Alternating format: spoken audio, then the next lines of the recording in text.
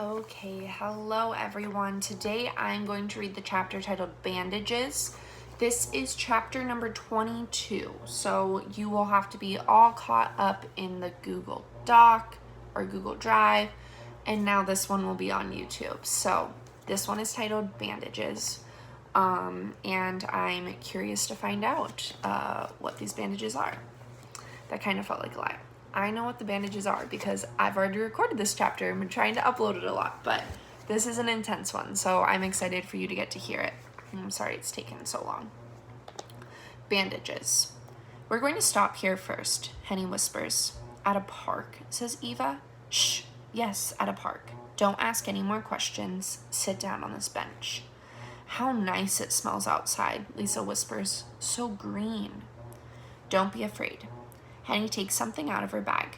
I'm going to wrap this around your head, Marie-Jeanne, she says quietly. Come here. She takes Lisa's braids and pins them to the top of her head with a hairpin she's been holding between her lips. Then she begins to wrap a bandage around Lisa's head. I'll choke, Lisa tries to shout.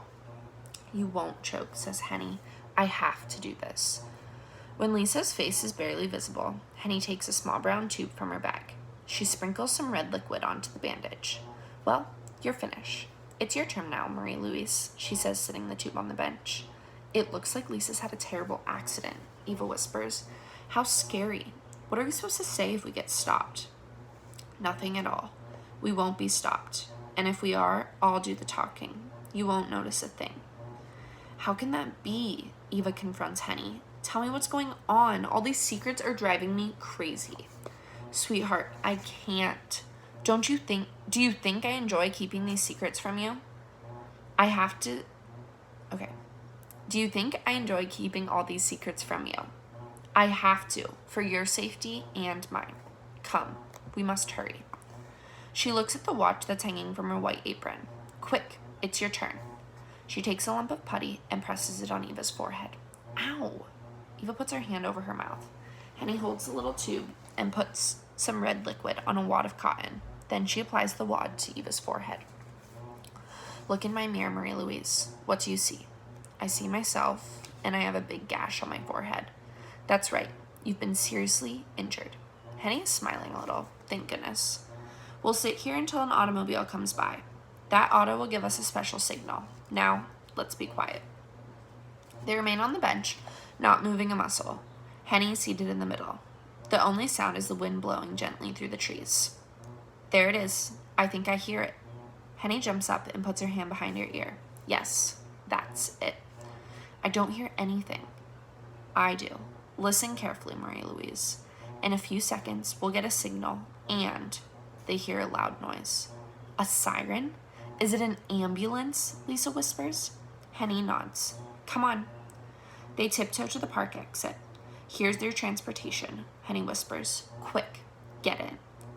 Come, girls, they hear someone say. A man dressed in a white doctor's coat is standing next to the ambulance. Step in, he says. Hurry. You too, Henny. He gives her a little push. Go on. I'll take care of the children. No, let me do it, Henny replies, and turns to Eva and Lisa. Lie down on that stretcher, Marie-Jeanne. She points to one of the beds. And your place is there, Marie-Louise. She points to another bed.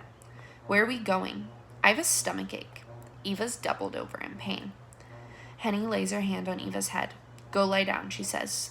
This ambulance is from our hospital, and the driver is one of our nurses. His name is Mr. Van. My name isn't important, says the man. Now do what we agreed to do. He reaches into his coat pocket. Here, take them, Henny. He says, and he puts 2 pink candies in her hand. Candy, exclaims Lisa. You'll need to take them with water, says Henny. They're not candy, they're tranquilizers. One for you. She puts a small pill in Eva's hand. And one for you, Marie-Jeanne. Here's some water. Now lie down and don't talk. You've just been in an accident and we're on our way to the emergency room. Do you understand? The girls nod. Henny sits down between the 2 stretchers. Each of you give me your hand, she says. I'll make sure you arrive at your new address safe and sound. Will there be nice people where we're going? Asks Eva. Just as nice as Big Ma and Skinny Rhinus.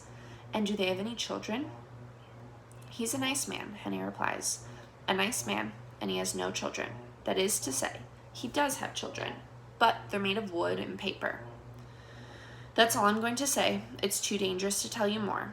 Now I'll see how the little one is doing. She's already so quiet. Henny stands up and waves her hand above Lisa's head. No reaction, she says loudly. What's the matter with Lisa? Eva asks. She would like to sit up, but she's so dizzy that she can't. What's the matter with Lisa? She repeats. Her tongue refuses to form the words that she wants to say. She tries to pinch Henny's hand. Go ahead. It can't be helped. Henny strokes Eva's cheek and forehead. Sometimes we must do terrible things to children that we are... Sometimes we must do things to children that we ourselves think is terrible. Eva tries to grope for Henny's hand, but her arm is so heavy that she can't lift it. Where are we going? I don't want to go. I want to stay with Big Ma and Skinny Rhinus, she shouts. What did you say? Henny's ear is right by Eva's mouth. Tell me again, as loudly as you can. You're speaking so softly that I can't understand you. Eva tries to look at Henny, but her eyes won't focus. Close your eyes, she hears. Don't fight it. Everything will be all right. Henny turns to the driver. It's all under control, Mr. Van Velzen, she calls. They're almost asleep. And that's the end of the chapter. Holy guacamole. I mean, I think we assume that when we hear bandages, we think boo-boos, like we almost think bad things, but that was pretty intense. I was not necessarily expecting that, so now I'm really curious as to what's going to come next.